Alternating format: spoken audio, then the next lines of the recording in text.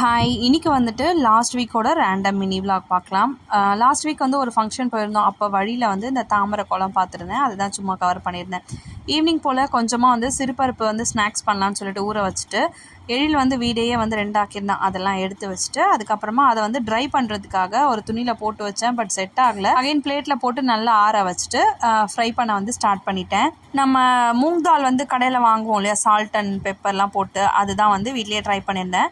மெட்ராஸ் சமையல் ஸ்டெஃபி இருக்காங்க இல்லையா, அவங்களோட ரெசிபி தான் வந்து பார்த்துட்டு ட்ரை பண்ணியிருந்தேன். எல்லாமே ஈஸியாக வந்தது. என்கிட்ட அதுக்கான அந்த ஜல்லடை மட்டும் இல்லை. அதனால் வந்துட்டு நான் ஃபஸ்ட்டு வந்து அப்படியே வச்சு ட்ரை பண்ணால் கொஞ்சம் டைம் எக்ஸ்ட்ரா எடுக்கிற மாதிரி இருந்தது. அதுக்கப்புறமா வந்து அப்படியே டேரெக்டாக எண்ணெயிலே போட்டு அந்த ஜல்லடை வச்சு எடுத்துட்டேன்.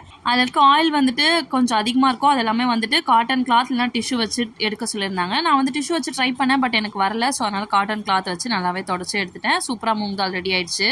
அண்ட் நைட் டின்னருக்கு வந்து இட்லி மட்டும் பண்ணிவிட்டு ஆஃப்டர்நூன் வச்ச சாம்பாரே வச்சு முடிச்சாச்சு.